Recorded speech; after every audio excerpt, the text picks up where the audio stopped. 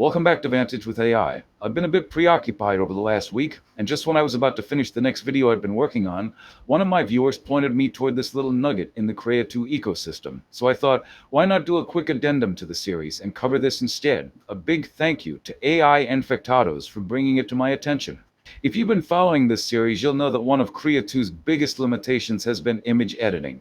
While the workflow we covered in the previous video could use multiple reference images to guide generation, it wasn't a true image editing solution and couldn't reliably preserve a person's identity. That changes with today's project. We're taking a look at Krea 2 Identity Edit, a community-developed LoRA that adds instruction-based image editing to Krea 2.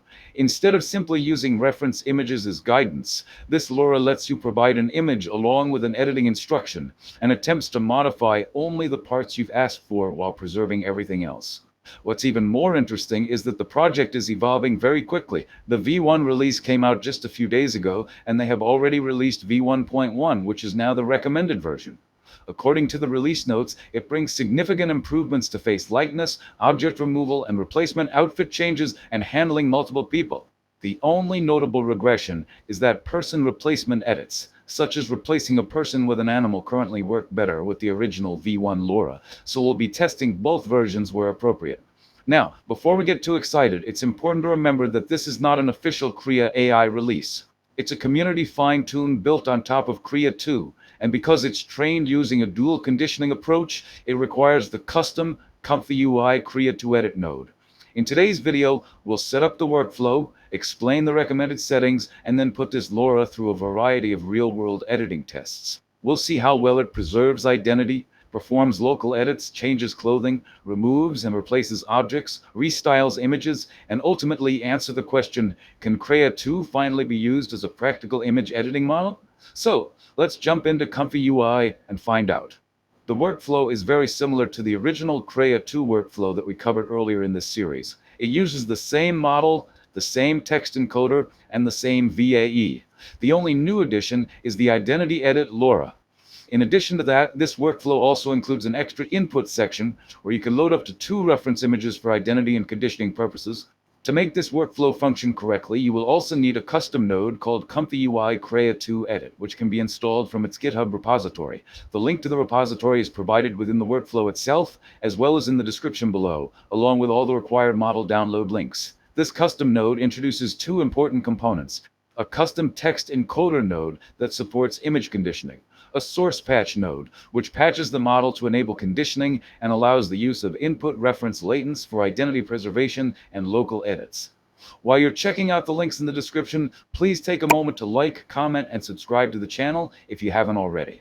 It really helps support the channel and allows us to keep bringing more content your way. The project currently offers 2 versions of the LoRA V1 and the V1.1, which is the version recommended by the developer. For most editing tasks such as identity preserving edits, scene changes, object addition or removal, outfit modifications, and general image editing, V1.1 is the better choice. It offers noticeably improved face likeness, better image quality, stronger edit locality, and more reliable handling of multiple subjects. However, if your goal is person replacement, such as replacing a person with an animal or another completely different subject, the original V1 currently performs better. This is a known limitation of V1.1, and the developer has mentioned that it will be addressed in a future release. For the majority of today's tests, I'll be using V1.1, and I'll switch to V1 only for the person replacement examples where it currently has an advantage. For our first test, we'll start with a simple edit. We'll use this image with the prompt, change the color of the shirt to red. I'm using the turbo model with the V1.1 Identity Edit LoRA at 10 steps in CFG1, which is the recommended setup. The result is quite good. The shirt color changes correctly while the person's identity, face, pose, and overall composition remains well preserved.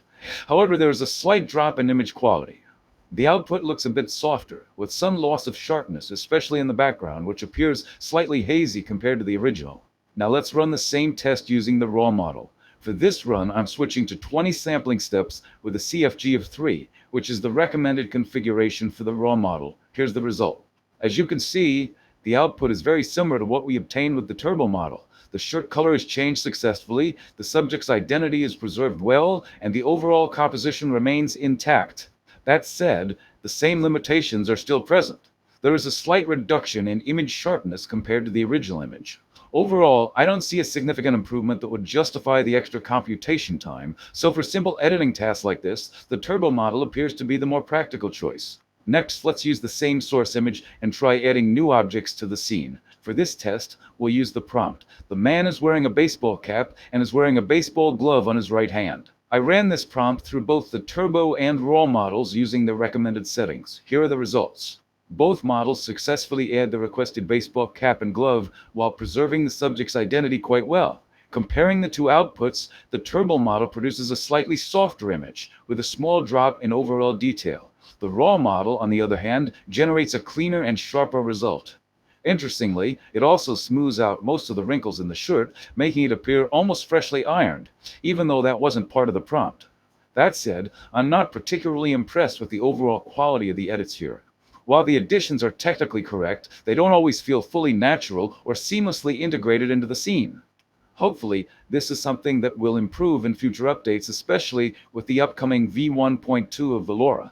Overall, both models handle object addition reasonably well, with the raw model having a slight edge in image quality, while the turbo model remains considerably faster to generate. For our next test, let's see how well the LoRA handles a complete scene change while preserving the subject's identity. We'll use the same reference image along with the following prompt. Create a photo of him dressed in a t-shirt and jeans. He is on a sandy beach and looks happy. He is holding a can of Coca-Cola in his hand and leaning against a hot dog stand. It is sunny and bright weather. Candid snapshot. Amateur smartphone photo. As before, I ran this prompt using both the turbo and raw models. Here are the results. I have to say, this one turned out surprisingly well.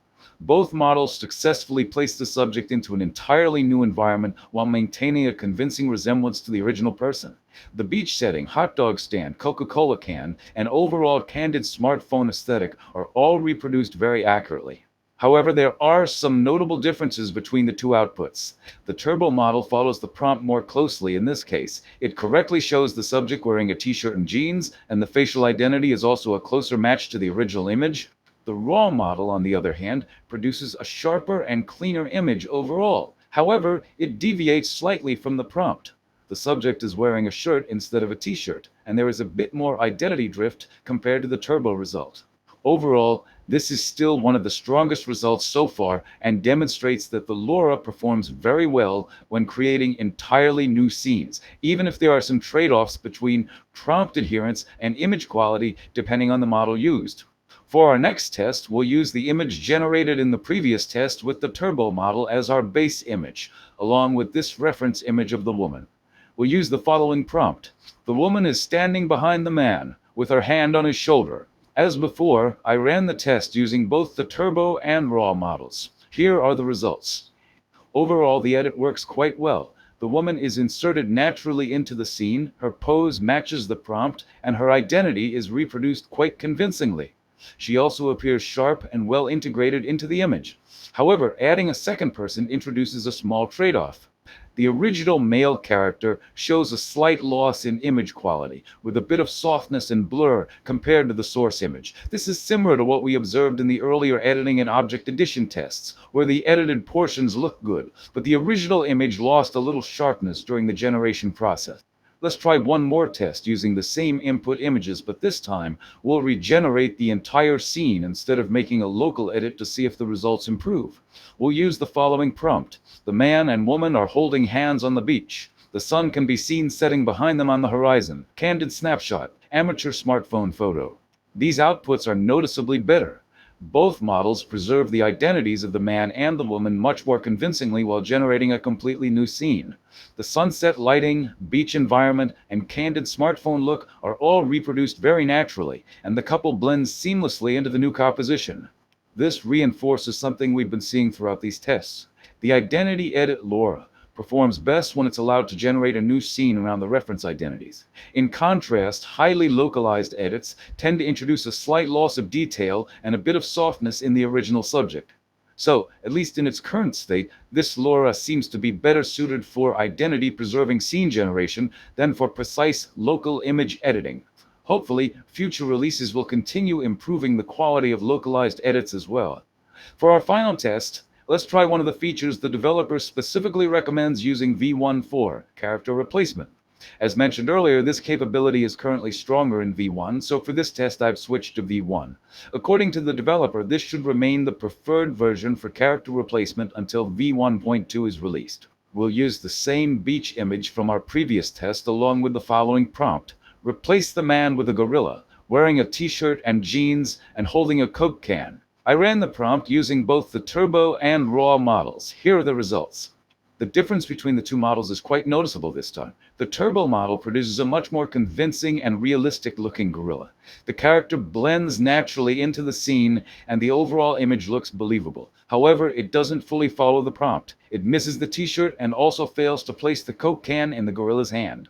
The raw model, on the other hand, does manage to include the Coke can, but the generated gorilla looks much more artificial and less photorealistic. The anatomy and overall appearance feel noticeably weaker compared to the turbo result. So, while V1 is definitely capable of character replacement, the results are still somewhat inconsistent. Between the two models, I would choose the turbo output here because it produces a far more realistic image, even if it sacrifices some prompt adherence. So, what do I think about Krea 2 Identity Edit? For a community project that's only been around for a few days, I'm impressed. While it's not a perfect image editor yet, it's a very promising first step. From my testing, the LoRA performs best when generating entirely new scenes while preserving a person's identity. Local edits, such as changing clothing or adding objects, still tend to introduce a bit of softness and quality loss, and some prompt details can occasionally be missed. Character replacement also shows promise, although it still has room for improvement. The good news is that development is moving incredibly fast. We've already seen a major improvement from V1 to V1.1 in just a couple of days, so I'm looking forward to seeing what V1.2 brings. As always, you'll find links to the workflow, the custom nodes, the LoRA, and all the resources used in this video in the description below. If you found this video helpful, please consider giving it a thumbs up, subscribing to the channel, and leaving a comment with the kinds of edits you'd like me to test next. Your feedback really helps shape future videos.